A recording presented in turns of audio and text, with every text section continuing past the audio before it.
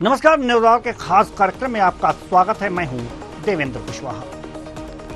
गृह मंत्री के गृह जिले में राष्ट्रपति के दत्तक पुत्र कहे जाने वाले बैगा आदिवासियों की हत्या पर छत्तीसगढ़ विधानसभा में जमकर हंगामा हुआ। कांग्रेस विधायकों ने राज्य विधानसभा में स्थगन प्रस्ताव लाकर चर्चा की मांग की, लेकिन मंत्री का जवाब आने के बाद विधानसभा अध्यक्ष ने स्थगन स्वीकार नहीं किया, जिसके बाद कांग्रेसी सदस्य हंगामा करते हुए सदन के गर्भगृह में घुसे, जिसमें कांग्रेस सदस्यों को कार्यवाही से निलंबित कर दिया गया। हालांकि राज्य सरकार का कहना है कि पुलिस ने पूरे मामले में 14 आरोपियों की गिरफ्तारी कर ली है। एक रिपोर्ट देखिए, फिर चर्चा भी करते हैं। गृह मंत्री के गृह जिले में हत्या, बेगा जनजातियों की हुई हत्या का मामला विधानसभा में गूंजा। स्थगन प्रस्ताव पर चर्चा की मांग, स्थगन प्रस्ताव नहीं हुआ स्वीकार। कांग्रेस ने किया हंगामा, गर्भगृह में पहुंचे विधायक, कांग्रेस विधायक हुए निलंबित। राज्य के गृह मंत्री विजय शर्मा के गृह जिले कुकदूर थाना क्षेत्र के ग्राम नागाडबरा में एक ही परिवार के 3 बेगा आदिवासियों की हत्या पर छत्तीसगढ़ विधानसभा में जमकर हंगामा हुआ। 14 जनवरी जिन 3 लोगों की मौत हुई वे राष्ट्रपति के दत्तक पुत्र बेगा जनजाति के हैं। इस मामले पर चर्चा की मांग को लेकर कांग्रेस विधायकों ने राज्य विधानसभा में स्थगन प्रस्ताव लाए और पूरे मामले पर चर्चा की मांग की। विधानसभा अध्यक्ष द्वारा स्थगन पर मंत्री का जवाब आने के बाद स्थगन को ये कहते हुए अस्वीकार कर दिया गया कि वे किसी अन्य रूप में इस विषय पर चर्चा करा लेंगे, लेकिन इस पर कांग्रेसी विधायक संतुष्ट नहीं हुए और सदन में जमकर हंगामा हुआ। हंगामे की वजह से सदन की कार्यवाही 2 बार 5-5 मिनट के लिए स्थगित करनी पड़ी। हंगामा करते हुए कांग्रेसी विधायक सदन के गर्भगृह में पहुंचकर सदन की कार्यवाही से निलंबित हो गए। कांग्रेस विधायक दल का कहना है कि 3 बेगा आदिवासियों की हत्या पर चर्चा आवश्यक है, क्योंकि आरोपियों को राजनीतिक संरक्षण प्राप्त है। 14 जनवरी को नागडबरा गांव में, जो कि कवर्धा जिले का गांव है, जो कि हमारे अध्यक्ष महोदय का गांव है, क्षेत्र है, जो कि माननीय गृह मंत्री जी का कार्य क्षेत्र है, उस क्षेत्र में 3 बैगा आदिवासियों की हत्या हो जाती है और उस हत्या को आत्महत्या में बदलने के लिए तरह तरह के दबाव इस बीच आते हैं। तो पहले भी ये हत्या थी, आज भी हत्या है। ये 1 महीने 6 दिन तक क्यों इस हत्या को दबाने का प्रयास किया गया? इस मामले में प्रदेश कांग्रेस कमेटी की ओर से टीम गठित की गई थी और उन्होंने वो टीम वहां दौरा की और पीड़ित पक्ष से मुलाकात की और ये स्पष्ट है कि राजनीतिक दबाव के चलते ही इस घटनाक्रम को दबाया गया और तभी तो उसको धारा 4(6) के तहत मुआवजा भी दिया गया। और सारे घटनाक्रम को आप देखेंगे कि आनंद फानन में वही खेत में पोस्टमार्टम कर दिया जाता है, वहीं बैगा आदिवासियों के परंपरा के विपरीत उसको अंतिम संस्कार किया गया और इस पूरे प्रकरण को दबाव के चलते इसे आग लगने से मृत्यु बताया गया है। विपक्ष के आरोपों के बीच कांग्रेस के स्थगन प्रस्ताव का जवाब देते हुए राज्य के गृह मंत्री की ओर से स्वास्थ्य मंत्री श्याम बिहारी जायसवाल ने उत्तर दिया। उन्होंने स्वीकार किया कि घटना की जांच के बाद ये पाया गया कि बेगा आदिवासी बुद्धराम, उनकी पत्नी हिरमतीन बाई और उनके 12 वर्ष के बेटे जोहनू की भूमि विवाद की वजह से हत्या कर दी गई थी। मंत्री ने कहा कि पूरे मामले में जांच के उपरांत 14 आरोपियों की गिरफ्तारी कर ली गई है। क्या है, असली चीज राजनीति है। भूपेश बघेल जी हिमाचल प्रदेश के पर्यटन से लौटे तो अपनी उपस्थिति दिखाने के लिए 1.5 महीने बाद वो स्थगन लाए। बैगा लोगों के आपसी रंजिश का परिणाम है। फोरेंसिक रिपोर्ट आने में टाइम लगेगा, घटना इतनी है बस। फोरेंसिक रिपोर्ट आने के बाद कार्रवाई हुई और उसको 1.5 महीने बाद उठाने के पीछे भूपेश बघेल जी को अपनी सक्रियता बताना था। गौरतलब हो कि एक ही परिवार के 3 बेगा आदिवासियों की हत्या को छुपाने के लिए आरोपियों ने तीनों को मारकर झोपड़ी में आग लगा दी थी। इससे पहली नजर में तीनों की मौत आग लगने की वजह मानी गई थी, लेकिन बाद में जांच में भूमि विवाद की वजह से हत्या का मामला सामने आया, जिसके बाद 14 आरोपियों की गिरफ्तारी हो चुकी है। Doctor Sanjay Shekhar, news hour, Raipur. तो 3 बैगा आदिवासियों की हत्या का मामला आज सदन में हुआ। स्थगन प्रस्ताव ला करके चर्चा करने की मांग की गई, लेकिन स्थगन की जो बातें हैं वो स्वीकार नहीं की। आज इसी मुद्दे पर हम चर्चा करेंगे और चर्चा के लिए हमारे साथ जो मेहमान जुड़े हुए हैं उनसे आपका परिचय करा दें। दिनेश अग्रवाल जी, प्रवक्ता बीजेपी, बाबूलाल शर्मा जी, वरिष्ठ पत्रकार, सत्यप्रकाश सिंह जी, प्रवक्ता कांग्रेस। तीनों मेहमानों का बहुत बहुत स्वागत है हमारे इस कार्यक्रम में। चर्चा की शुरुआत करते हैं। चर्चा की शुरुआत हम कांग्रेस प्रवक्ता से करेंगे। सत्यप्रकाश सिंह जी हमारे साथ जुड़े हुए हैं। जैसा कि अभी आपने सुना कि बीजेपी के द्वारा ये कहा गया है कि 1.5 महीने बाद इस बात को उठाने का क्या मतलब है। हम आपसे समझना चाहेंगे कि 1.5 महीने बाद ये मामला क्यों उठा। कुशवाहा जी, देखिए जी, आपको भी याद होगा, बाबूलाल शर्मा जी वरिष्ठ बैठे हैं यहाँ पर, उनको मालूम है हमारी पार्टी समिति बनाई थी, वहां पे गई थी, दौरा किया था। तो ये 1.5 महीने वाली बात नहीं है। बात यहाँ दरअसल ये है कि किसके कहने पे ये मामला दबाया जा रहा है। बैगा परिवार जो दत्तक पुत्र कहा जाता है राष्ट्रपति का, उनके साथ अगर ऐसा हो रहा है तो आप सोचिए पूरे प्रदेश की जनता के साथ क्या लॉ एंड ऑर्डर चल रहा है। आप ये समझ सकते हैं। आप देखिए, सबसे महत्वपूर्ण बात, वो आग लगती क्यों है इसका नहीं पता थी पुलिस। उसके बाद वहीं पर अंतिम संस्कार कर दिया जाता है। आपदा के तहत उनको मुआवजा दिया जाता है, जबकि उनके परिवार जो उनके सगे समझे, उन्होंने पहले शुरू से बोला कि ये हत्या है, आत्महत्या नहीं है। तो पुलिस किसको बता रही थी? और वो क्षेत्र किसका है? उप मुख्यमंत्री जी का। तो ये अगर उप मुख्यमंत्री का क्षेत्र इतना संदिग्ध मामला है, बैगा परिवार का मामला है, तो आप इसको हल्के में कैसे ले सकते हैं? या तो आप किसी को बताने की कोशिश कर रहे हैं, या फिर आपका फेलियर है, आपका लॉ एंड ऑर्डर का फेलियर, आप सीधे मान लीजिए। और आपको भी मालूम होगा, बाबूलाल शर्मा जी बैठे कि पिछले 2 महीने में, मैं एक रिपोर्ट आपको दिखा रहा हूं, 2 महीने में रायपुर में की, बस मैं खबर बता रहा हूं, ये प्रतिष्ठा अखबार में छपा है 10 दिन पहले, कि रायपुर में ही लगभग डेली चाकूबाजी हो रही है। तो आप समझिए रायपुर में हालत, तो बाकी पूरे प्रदेश में क्या लॉ एंड ऑर्डर होगा। मगर महत्वपूर्ण बात यह है कि वो किसके कहने पर दबाया गया, क्यों नहीं सामने लाया गया। जब ये दबाव बढ़ा तब पुलिस ने क्यों बताया? तो ये जांच या तो फिर उस समय भटकाया गया, अब जांच सही जा रही है। तो ये सरकार को जवाब देना पड़ेगा कि बैगा परिवार एक ऐसा परिवार है जो राष्ट्रपति के दत्तक पुत्र कहा जाता है, उनके साथ ऐसा क्यों किया गया, उनको क्यों दबाया गया, उनको क्यों कुचला गया, ये जवाब देना पड़ेगा सरकार। ये हमारी पार्टी की मांग है। इनको जांच कराए, जांच अंतिम फैसले तक जानी चाहिए। जी दिनेश जी जवाब दीजिए। देवेंद्र जी, आपको और आपके दर्शकों को मेरा नमस्कार। जी नमस्कार। मेरे कांग्रेस के प्रवक्ता भाई बहुत बैगा आदिवासियों लोगों की चिंता कर रहे हैं। मुझे इनके ऊपर नाज आ रही है।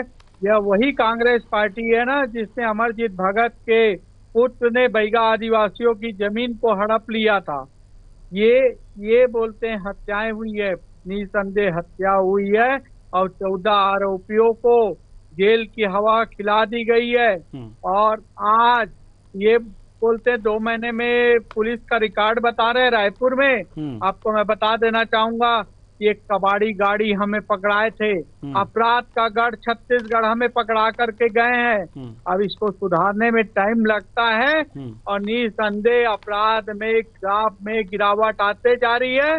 और आने वाले समय में ये भ्रष्टाचार जो अधिकारियों को सिखा के गए थे, वो भ्रष्ट अधिकारियों को भी बाहर का रास्ता दिखा करके सुशासन का राज लाया जा रहा है। और निसंदेह ऐसा कोई भी कृत्य करेगा इस प्रदेश में, चाहे वो कितना भी बलशाली अपराधी हो, उसको जेल की हवा जरूर खिलाई जाएगी। और 14 लोगों की गिरफ्तारी हो चुकी है। और ये क्या बात करेंगे, ये आदिवासी विरोधी कांग्रेस पार्टी क्या बात करेगी? अगर आदिवासियों की इतनी शुभचिंतक थी तो आज भारतीय जनता पार्टी शुभचिंतक थी, जिसने आदिवासियों को इस प्रदेश का मुख्यमंत्री बनाया है, इस प्रदेश की जनता ने बनाया है। इसलिए इनको अधिकार नहीं है। आदिवासी की असली हितैषी तो भारतीय जनता पार्टी है, जिसने तुरंत इनकी जांच की और जांच में जो दोषी पाए गए उनको जेल की हवा खिला दिए। तब इनको याद आ रही है पहले कहाँ गए थे जब आदिवासियों की जमीन को, इनका मंत्री अमरजीत भगत का लड़का आदिवासी बैगा आदिवासियों की जमीन को ये हड़प चुके थे, उस समय इनको चिंता नहीं आ रही थी। आज इनको सिर्फ राजनीति करने से फुर्सत नहीं है। और राजनीति करने वाले व्यक्ति को प्रदेश की जनता रिजल्ट देती है और इनको दे चुकी है। इनको बाहर का रास्ता पहुंचा चलिए। चुकी है और आने वाले ठीक। लोकसभा चुनाव में भी जनता फिर से इनको रिजल्ट दिखाएगी, ये कहीं के नहीं रह जाएंगे देवेंद्र जी। चलिए, हमारे साथ वरिष्ठ पत्रकार बाबूलाल शर्मा जी हैं। बाबूलाल शर्मा जी, आप तक मेरी आवाज पहुंच रही है? हाँ जी, पहुंच रही जी। है। बाबूलाल शर्मा जी, सवाल यहाँ पर यह है कि अभी जो बातें उठाई गई हैं कि वास्तव में जो बीजेपी के प्रवक्ता हैं दिनेश अग्रवाल जी, इन्होंने कहा कि 14 लोगों को गिरफ्तार कर लिया गया है, कार्रवाई हो रही है, जांच जारी है, कार्रवाई हो रही है, लेकिन ये भी कहा जा रहा है कि ये 1.5 महीने बाद इस मामले को उठाने का औचित्य क्या है? तो हम आपसे औचित्य समझना चाहेंगे। देखिए, 1.5 माह के बाद उठाया गया ये प्रश्न इसलिए नहीं महत्वपूर्ण है क्योंकि 1.5 माह के भीतर ये सत्र, पहला सत्र पड़ा है बजट का सत्र। पिछला जो सत्र था वो शपथ ग्रहण का सत्र था, इसलिए जो पहला सत्र पड़ा है उसमें इन्होंने स्थगन लाने का प्रयास किया है। ये मेरी समझ में गलत नहीं है, कोशिश तो उनकी होनी चाहिए। अब सवाल आता है कि सरकार ने क्या कार्रवाई कर दी। देखिए, राष्ट्रपति के दत्तक पुत्र की जाति के लोगों का एक विशेष दर्जा तो अपने आप समय में ही हो जाता है। जब राष्ट्रपति उन्हें अपना दत्तक पुत्र मानते हो, देश के सर्वोच्च पद पर बैठे हुए व्यक्ति का वो दत्तक पुत्र हो, तो उनके प्रति सतर्कता कोई भी सरकार हो उनको रखनी चाहिए, उन पर सतत निगाह रहनी चाहिए कि इनको किसी प्रकार की तकलीफ ना हो। और उसमें कहीं चूक होती है तो निश्चित रूप से जो है, भले ही स्वाभाविक घटना हो, लेकिन चूंकि राष्ट्रपति के दत्तक पुत्र है इसलिए सरकार के तरफ उंगलियां उठ जाती है, और वही इसमें भी हुआ है। लेकिन सरकार ने अपराधियों को पकड़ा है, ये भी एक महत्वपूर्ण तथ्य है। और जो है निश्चित रूप से जो है कार्रवाइयां भी होंगी। तो इस रूप में स्थगन प्रस्ताव जो है उसका जवाब आने के बाद, श्याम बिहारी जायसवाल जी ने गृह मंत्री की तरफ से जवाब दिया, उसके बाद जो है ये स्थगन निरस्त किया गया। जवाब आ गया, जवाब से आप संतुष्ट होइए, हमें सीमा के अंदर भले ही न हो लेकिन हमने जवाब दिलवा दिया। ये अध्यक्ष महोदय का कथन जो है वो हुआ, और निश्चित रूप से जो है प्रक्रियाएं जो है अभी तक हमने जो देखा है विधानसभा में लगभग यही प्रक्रिया अपनाई जाती है। और देखिए, मैंने कहा ना, सरकार किसी की भी हो, लेकिन जिस जाति को विशेष दर्जा प्राप्त हो उसमें सरकार किसी की बस सतर्कता उस पर रखनी चाहिए, सतत निगाह उन पर रखनी चाहिए, उनकी सुरक्षा की जिम्मेदारी माननी चाहिए। जी बिल्कुल। और क्या सतत जो निगाह है, आप कह रहे हैं सुरक्षा की जिम्मेदारी होनी चाहिए, उस पर खरे नहीं उतर पाए दिनेश अग्रवाल जी? देवेंद्र जी, वरिष्ठ पत्रकार जी की आवाज नहीं आ रही जी।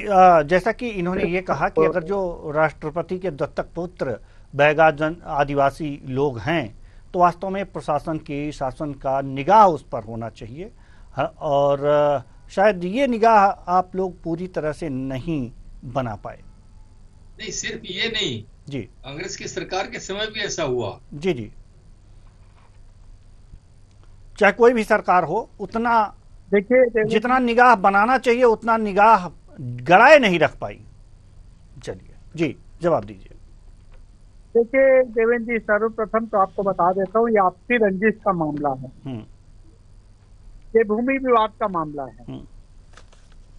और भूमि विवाद हुआ था कि अचानक, जैसा कि पुलिस के हिसाब से उनकी हत्या कर दी गई, तो हत्या तो छिपके की गई ना।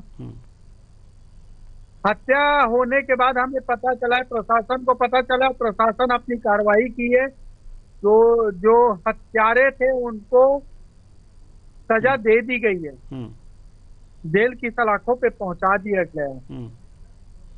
इसके अलावा और कोई कार्रवाई होती होगी तो आप बताइए। जी, निसंदेह ये सरकार स्पष्टवादी सरकार है जी। और कार्रवाई करने पे सत्यप्रकाश जी बताएंगे, सत्यप्रकाश जी बताएंगे कि कार्रवाई हुई, जैसा कि दिनेश जी कह रहे हैं, 14 लोगों को जेल के सलाखों के पीछे पहुंचा दिया गया, और कुछ शेष हो तो बताइए। कुशवाहा जी, देखिए, 14 लोगों की बात कर रहे हैं ना, ये तो वो व्यक्ति है कि हो सकता है 10 दिन बाद बाहर आ जाएगा, फूलमाला से स्वागत कर देंगे। गुजरात से लेके यहाँ तक ये हालत रहते हैं इनके। देखिए बात महत्वपूर्ण ये है कि जब घटना घटी तो उनके परिवार के लोगों ने जैसे बोला कि आत्महत्या की दिखाने की कोशिश की जा रही थी। वो मुख्य मुद्दा है ना कि ऐसा क्यों किया जा रहा था, किसके कहने पे किया जा रहा था, पुलिस में इतनी तत्परता क्यों थी कि आपने उनकी परंपरा के विरुद्ध जाके उनका अंतिम संस्कार कर दिया, वहीं पे कर दिया। किसी के कहने पे तो किया होगा ना, आपको याद होगा कुशवाहा जी उन्नाव मामला भी यही था। तो ये इनके तो नीति है यही। अगर अपने लोग इसमें संलिप्त है, अपने लोगों की इसमें कहीं पे जानकारी मिलती है तो उसको कैसे दबाया जाए। मुख्य मुद्दा ये है कि क्यों दबाया गया, किसके कहने पे दबाया गया, और ये सच्चाई सामने क्यों नहीं आने दिया जाता। जब ये मामला बढ़ा तब ये पुलिस के ऊपर दबाव बढ़ा है, तब जाकर पुलिस सच्चाई बताइए। देखिए साफ दिख रहा है कि आपने आपदा प्रबंधन का जो को मुआवजा दिया, क्यों दिया भाई? अगर वो आत्महत्या आपने दिखाने की कोशिश की तभी ना दिया आपने। तो आप बोलते हैं भाई ये मर्डर है, तो आप पहली बात तो फंड उसमें उस आपदा वाले से नहीं मिलाते। और एक चीज बताना चाहूंगा, देखिए दिनेश अग्रवाल जी हो या पूरे बीजेपी के लोग हो, इनको कुछ पता रहता नहीं, मगर इधर उधर की बातें जो करेंगे। इन्होंने लॉ ऑर्डर की बात की ना, देखिए कुशवाहा जी एक छोटा सा डाटा और मैं रख देता हूँ, वही प्रतिष्ठित अखबार में छपा था, एनसीआरबी का डाटा है जो इनकी सरकार में था ना, महिला अपराध में 5वें नंबर पे ये छत्तीसगढ़ राज्य था। हमारी सरकार है तो 13वें नंबर पे था। बलात्कार के मामले में उस समय भी 5वें नंबर पे था, हमारी सरकार आई थी तो ये 16वें नंबर पे आया था। और ये मैं नहीं बोल रहा है, ये एनसीआरबी का डाटा बता रही है। और बैगा जनजाति का मामला के परिवारों का जमीन हड़पने का काम तो इनके लोग करते थे, इनके नेता हड़पते थे। हमारी सरकार में हमने जमीनें वापिस दी थी, इनके नेता ने जो हड़प रखी थी वो आपने वापिस दी थी। इनकी नीति यही है कि जो गरीब हो, जो पिछड़ा वर्ग हो, जो दबा कुचला वर्ग हो, उसको और दबाया जाए, उसको कुचलाया जाए, ताकि हम अपनी जो प्रवृत्ति दिखा सके। हम आपसे मजबूत है, हम आपको आगे नहीं बढ़ने देंगे, हम आगे बढ़ेंगे। आप कैसे आगे बढ़ सकते हैं? इनकी सोच वही है कि पिछले को पीछे रहना चाहिए, हम आगे बढ़ेंगे। पिछले को न पढ़ने का हक है, न पिछले को शिक्षा का हक है, न स्वास्थ्य का हक है, न सड़क का हक है, मगर उनको दबा के आगे बढ़ने का इनके नेताओं की यही सोच है। मैं तो वही मांग कर रहा हूं, मेरी पार्टी वही मांग करे कि आप निष्पक्ष जांच कराइए और किसके कहने पे दबाया जाता है उसका नाम सामने लेके आइए। चलिए दिनेश जी आप जल्दी से जवाब दीजिए, क्योंकि हम बाबूलाल शर्मा जी के पास जाना चाहेंगे। जी दिनेश जी। पूरे छत्तीसगढ़ को अपराध का गढ़ बनाने वाली एक कांग्रेस पार्टी, उसके प्रवक्ता बैठ के बहुत ज्ञान दे रहे हैं। उनसे पूछना चाहता हूँ, 5 साल तो आपने राज किया, हमको महज 2 महीने हुए हैं। अरे 5 साल का ही तो बता रहा हूँ मैं। आपके जब राज था ना तो महिला अपराध में 5वें नंबर पे था ये एनसीआरबी का आंकड़ा है। और हमारे शासन पे ये 13वें नंबर पे आया था। ये एनसीआरबी का आंकड़ा दिखा रहा हूँ मैं आपको, एनसीआरबी का आंकड़ा, मेरा आंकड़ा नहीं है ये। छत्तीसगढ़ आपके शासन में 14 नंबर पे था, हम उसको 17वें पे लेके आए थे। ये एनसीआरबी का आंकड़ा दिखा रहा हूँ मैं, ये आपका शासन काल का दिखा रहा हूँ मैं। इसको देखिए ध्यान से। आप लोगों की नीति रीति यही रही है कि महिलाओं को, पिछड़ा वर्ग को उनको दबाना है, कुचलना है। हम आगे बढ़ेंगे, पिछड़ा वर्ग को आगे नहीं बढ़ने देंगे। कभी आपने उनके उत्थान के लिए काम नहीं किया, उनको आगे बढ़ने नहीं दिया। आपने अपने परिवार को आगे बढ़ाया, अपने लोग आगे बढ़ाया, मगर गरीब परिवार को कभी आपने आगे बढ़ने का काम किया नहीं है। उनको सिर्फ दबा के रखा। आज भी वही हो रहा है। 2 महीने के अंदर लॉ एंड ऑर्डर ऐसा फेलियर हुआ है, 5 साल में नहीं हुआ है। 2 महीने के अंदर रायपुर में चाकूबाजी हो रही है, किसको पकड़ लिया आपने? भिलाई में सरेआम महिला का मर्डर हो जाता है, घर दिया जाए, किसी को पकड़ लिया बताइए। यादव परिवार की धर्मपत्नी आज भी इंसाफ मांग रही है कवर्धा में, कौन उसको इंसाफ देगा ये बताइए। ये सिर्फ अपने लोगों को बचाने के चक्कर में किसी की भी हत्या कर सकते हैं। इनकी सोच वही है कि गरीबों को दबा के रखना, कुचल के रखना। हम आगे बढ़ेंगे, सिर्फ हम आगे बढ़ेंगे, गरीबों को नहीं आगे बढ़ने देंगे। चलिए ठीक है। बाबूलाल शर्मा जी वरिष्ठ पत्रकार हमारे साथ हैं। जैसे कि बार बार ये कहा जा रहा है कांग्रेस की तरफ से कि इस हत्या को आत्महत्या साबित करने का प्रयास किया जा रहा था बार बार, लेकिन कुछ दबाव के चलते इसे हत्या का जो हत्या के रूप में इसकी जांच हुई। तो जांच तो ये लोग ये चाहते हैं कि आखिर आत्महत्या कौन सिद्ध करना चाहता था। वास्तव में बात तो कुछ मार की है जी। बातों से ये समझ में आ गया साफ, आप भी समझ लीजिए इस बात को जी। सबने कहा आपसी रंजिश का मामला था, भाजपा के प्रवक्ता ने स्वीकार किया जी। आपसी रंजिश जब होती है किसी गांव में तो उस रंजिश की जानकारी बहुत पहले से लोगों को हो जाती है और गांव में उसकी चर्चाएं होती है कि दोनों में नहीं पड़ती और ये आम बात हो जाती है। अब उसको जलाकर मार दिया गया, इतनी बड़ी घटना घट गई, ये कैसे संभव है? या तो फिर ये मान लीजिए कि साफ नजर आ रहा है कि दत्तक पुत्र राष्ट्रपति के हो या किसी के हो, उनका कोई महत्व तो नहीं है खास। वो महत्व है तो सिर्फ और आपके हमारे जबान से निकलने वाले शब्दों के रूप में है कि राष्ट्रपति के दत्तक पुत्र है ये, लेकिन उनका महत्व तो क्या है? अगर राष्ट्रपति के दत्तक पुत्र हैं तो उनको क्या सिक्योरिटी है, उनके प्रति क्या निगाह है, क्या उनके सुरक्षा के प्रावधान है, क्या उनकी भुखमरी को दूर करने के तरीके हैं, क्या राष्ट्रपति के दत्तक पुत्र को इस तरह से स्थिति में डाला जा सकता है? क्या राष्ट्रपति के पुत्र होते तो क्या ऐसी स्थितियां बन सकती थी? दत्तक पुत्र भी तो पुत्र के समान होता है। अगर राष्ट्रपति ने उनको दत्तक पुत्र माना है तो निश्चित रूप से जो है सरकारों को, चाहे किसी की भी सरकार हो, मैं नहीं कहता कि कांग्रेस की है कि भाजपा की है, सरकारों को इस बात का पूरा ध्यान रखना चाहिए कि जहां जहां भी बैगा जाति के दत्तक पुत्र है राष्ट्रपति के, उनकी सुरक्षा उसी ढंग से हो जैसे राष्ट्रपति के पुत्र की होती है। मैं तो ऐसा ही समझ पाता हूँ, और आगे जैसा सरकारें करती है वो स्पष्ट सामने है। ये स्थितियां जो है सिर्फ बोलने के लिए दत्तक पुत्र है राष्ट्रपति के, और कहने करने के लिए कुछ भी नहीं दिखाई दे रहा है, चाहे वो सरकार हो चाहे ये सरकार हो। जी बिल्कुल बिल्कुल सही बात आप कह रहे हैं कि अगर जो आपसी रंजिश था, तो अगर जो आपसी रंजिश तुरंत तो पैदा हुआ नहीं कि अचानक हत्या हो गई और उसके बाद से कोई एक्सीडेंट का मामला तो था नहीं है। तो दिनेश अग्रवाल जी, जैसा कि बाबूलाल शर्मा जी कह रहे हैं, बातों में दम दिखाई दे रहा है। अगर आपसी रंजिश थी तो एक दिन में वो रंजिश बनी नहीं होगी। जमीनी विवाद था तो वो जमीनी विवाद प्रशासन की नजर में भी होगा।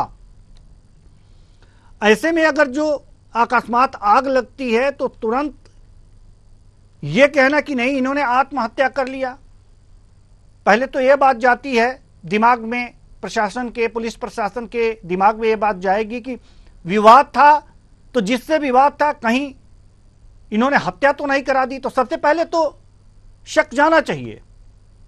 और चूंकि दत्तक पुत्र की भी बात हमारे वरिष्ठ पत्रकार महोदय बार बार कर रहे हैं, और इसलिए भी कर रहे हैं कि यहां करना जरूरी हो जाता है कि केवल शब्दों से कह दिया जाए कि हां दत्तक पुत्र हैं, और इस मामले में इस तरह से हत्या को आत्महत्या साबित करने का प्रयास किया जाए तो क्या कहा जा सकता है? इसे वास्तव में इसे देखा जा सकता है कि आपकी सरकार में भी वही चीजें हैं जो अन्य सरकार में हैं।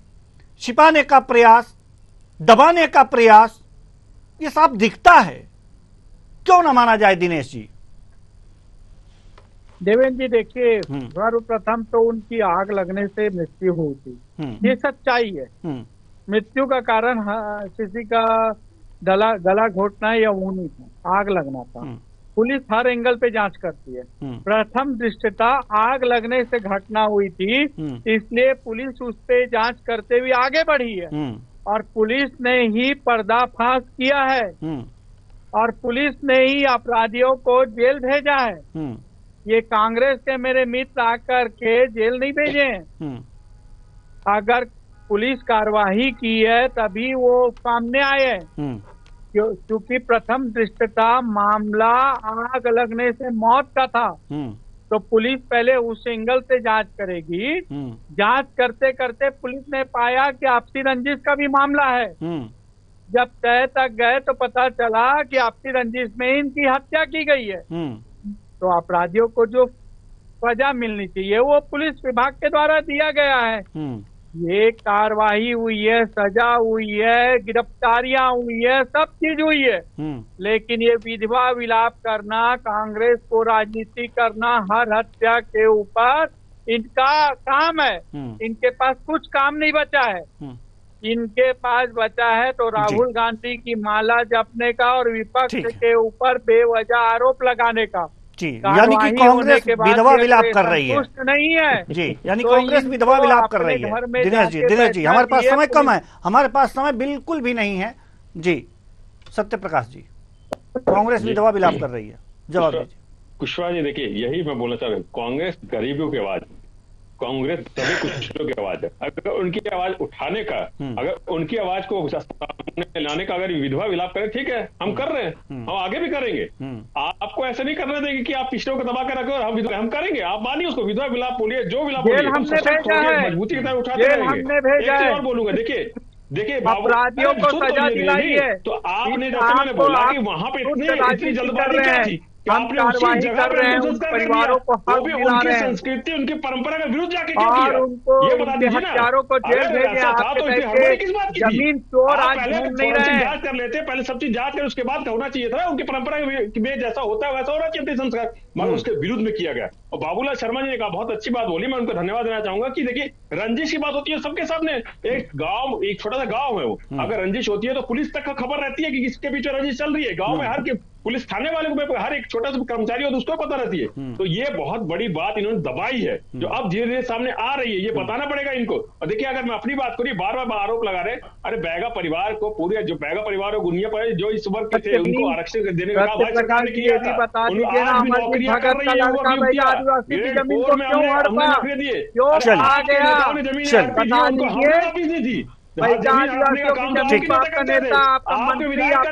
ठीक है सर, हमारे पास और अधिक समय नहीं है, हमारे पास अब समय नहीं है जी। बहुत बहुत धन्यवाद तीनों मेहमानों का, आप आए और अपने अपने विचार साझा किए। तो कुल मिलाकर के देखा जा सकता है कि हत्या पर सदन में हंगामा हुआ है, बातचीत हुई है और स्थगन प्रस्ताव ला करके चर्चा की बात हुई है, लेकिन स्थगन प्रस्ताव को स्वीकार नहीं किया अध्यक्ष ने। इस पर हंगामा हुआ और बात बैगा आदिवासी की हो रही है कि 3 बैगा आदिवासियों को सोते समय उनकी हत्या कर दी गई थी। उनकी झोपड़ी में आग लगाकर उन्हें मार दिया गया था। इसको आत्महत्या साबित करने का पहले प्रयास हुआ और कांग्रेस इसी को लेकर लगातार ये बातें कर रही है कि आखिर उसके पीछे कौन है, कौन आत्महत्या साबित करना चाहता था। लेकिन फिलहाल ये हत्या थी और हत्या के आरोपियों को 14 आरोपियों को जेल के सलाखों के पीछे पहुंचा दिया गया है। लेकिन सवाल ये उठता है कि बैगा आदिवासी जो हैं राष्ट्रपति के दत्तक पुत्र माने जाते हैं और दत्तक पुत्र माने जाने का मतलब यह हो जाता है कि इनको कुछ स्पेशल ट्रीटमेंट होना चाहिए, इनकी स्पेशल सुरक्षा होनी चाहिए, इनको प्रशासन की नजरें इन पर बराबर होनी चाहिए। लेकिन जब आम लोगों जैसे राष्ट्रपति के दत्तक पुत्रों की तरफ प्रशासन की निगाहें होंगी, शासन की निगाहें होंगी, तो फिर इस दत्तक पुत्र का मतलब क्या होता है, ये आप भी सोचिए और हम भी सोच ही रहे हैं। फिलहाल इस कार्यक्रम में इतना ही, मुझे दीजिए इजाजत, नमस्कार।